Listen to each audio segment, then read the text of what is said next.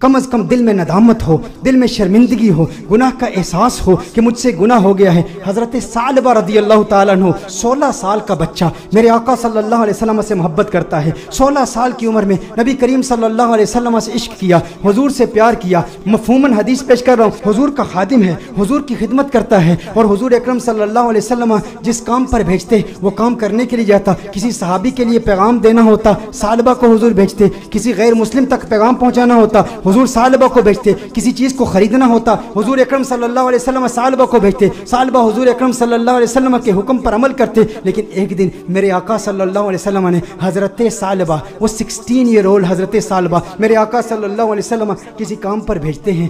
آدھے دن کا کام تھا لیکن بہت وقت ہو گیا، ثعلبہ واپس نہیں آئے۔ ثعلبہ کہاں گئے؟ جب واپس آ رہے تھے تو دیکھا کہ ایک حمام ہے، اس حمام میں ایک عورت نہا رہی ہے، ایک پردہ لٹکا ہوا ہے، ہوا کا تیز جھونکا آتا ہے، پردہ اٹھتا ہے، ان کی نظر اس عورت پر پڑ جاتی ہے۔ ان کے دل میں کچھ رغبت ہوئی، کچھ میلان ہوا، دل میں خیال آیا، ہے ثعلبہ دوسری نظر تو حرام ہے لیکن آج تو نے کیا کیا؟ آج تو نے اس عورت کو دیکھ لیا، یہ عورت نہا رہی تھی، تو نے اس حالت میں دیکھ لیا۔ تیرا دعویٰ یہ ہے کہ تو حضور اکرم صلی اللہ علیہ وسلم کا غلام ہے۔ اتنی کم عمری میں اللہ جل وعلا نے تجھے اتنا بڑا مقام دیا، اتنی بلندی دی، دنیا تجھے خادم مصطفیٰ کہتی ہے، دنیا تجھے حضور اکرم صلی اللہ علیہ وسلم کا صحابی کہتی ہے، حضور کا خدمت گزار ہو کے اس عورت کو تو نے دیکھا۔ ثعلبہ پر رقت طاری ہو گئی، اس قدر روئے، چہرہ آنسوں سے بھیگ گیا۔ ثعلبہ روتے ہوئے اپنے آپ سے یہ کہتے ہیں، ہو نہ ہو میرے آقا صلی اللہ علیہ وسلم پر یہ وحی نازل ہو چکی ہوگی، اللہ نے کلام کیا ہوگا کہ ثعلبہ منافق ہو گیا ہے، حضور اکرم صلی اللہ علیہ وسلم کی خدمت میں رہنے والا،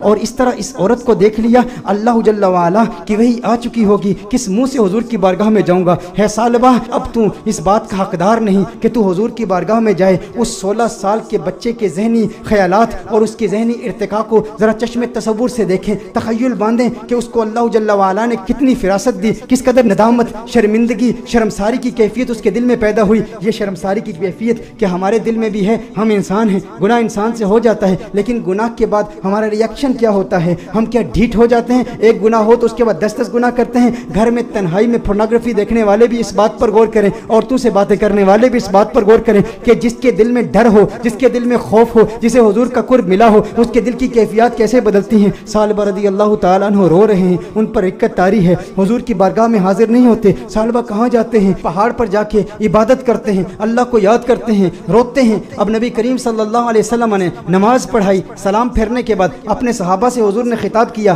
ہے صحابہ ثعلبہ کہاں ہے؟ ایک کام پر بھیجا تھا۔ صحابہ عرض کرتے ہیں، یا رسول اللہ صلی اللہ علیہ وسلم ثعلبہ تو آدھے دن کا کام تھا، ابھی تک واپس آئے نہیں، ابھی واپس پہنچے نہیں۔ نبی کریم صلی اللہ علیہ وسلم نے ارشاد فرمایا، تم جاؤ ثعلبہ کو تلاش کرو۔ ایک ہفتہ گزر گیا، ثعلبہ نہیں مل رہے، لوگ ثعلبہ رضی اللہ تعالیٰ عنہ کو تلاش کر رہے ہیں۔ دوسرا ہفتہ گزر گیا، تیسرا ہفتہ گزر گیا، میرے آقا صلی اللہ علیہ وسلم نے حضرت فاروق اعظم رضی اللہ تعالیٰ عنہ اور حضرت سلمان فارسی رضی اللہ تعالیٰ عنہ جیسے جلیل القدر صحابہ کا انتخاب کیا، کہا تم جاؤ اسے تلاش کرو۔ میرے آقا صلی اللہ علیہ وسلم نے ان صحابہ کرام علیہم رضوان کو بھیجا۔ اب یہ صحابہ تلاش کر رہے ہیں، 40 دن ہو گئے، گلیوں میں تلاش کر رہے ہیں، بازاروں میں تلاش کر رہے ہیں، دیہاتوں میں تلاش کر رہے ہیں۔ آخر وہ وقت آیا کہ جب وہ شہر کے مضافات تک پہنچ گئے، وہاں پر بلند پہاڑ تھے، چرواہوں کو دیکھا، ان سے پوچھا، کہا اتنا قد ہے، اتنی عمر ہے، رنگت ایسی ہے، نقوش ایسے ہیں، کیا اس بچے کو تم نے دیکھا ہے؟ یہ بچہ 40 دن سے غائب ہے، ہمیں نہیں مل رہا۔ انہوں نے کہا، کیا تم اس رونے والے بچے کا ذکر کرتے ہو،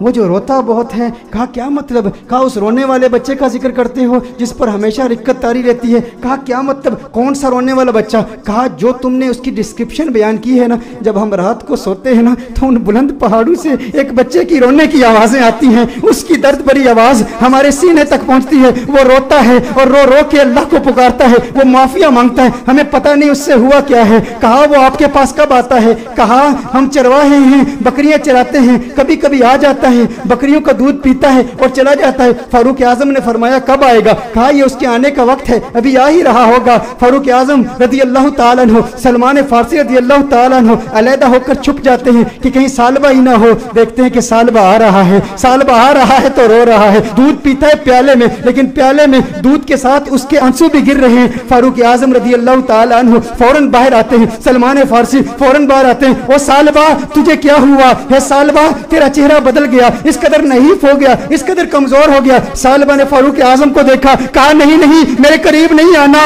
ثعلبہ منافق ہو گیا ہے، وہی آ گئی है, अल्लाह ने फरमा दिया है। कहा काहे की बातें करता है, कैसी बातें करता है? कहा नहीं नहीं, मैं इस लायक नहीं कि तुम मेरे करीब हो जाओ, मैं जानता हूँ हुजूर तक पैगाम आ गया है, मैं डरता हूँ। कहा सालबा हमारे साथ हो। फारूक आजम ने फरमाया हमें हुजूर का हुक्म है। सालबा ने भागने की कोशिश की। कहा किस मुंह से आका की बारगाह में जाऊं, उस चेहरे बद्दुआ को भी देखता हूं और इन हसीनाओं को भी देखता हूं। कहा सालबा आका का हुक्म है। फारूक आजम ने फौरन सालबा को पकड़ा, हुजूर की बारगाह में पेश करते हैं। सालबा कमरे में जाते हैं, इस कदर बीमार हैं, इस कदर कमजोर हो गए हैं, एक सेहतमंद बच्चा इस कदर कमजोर हो गया, रो रो के। सालबा रदी अल्लाह ताला अन्हु 40 दिन मुसलसल पहाड़ों में रोते रहे। अब कमजोरी की वजह से बैठ भी नहीं सकते, बिस्तर पर लेट जाते हैं और फिर उसके बाद मेरे आका सल्लल्लाहु अलैहि वसल्लम कमरे में तशरीफ लाते हैं।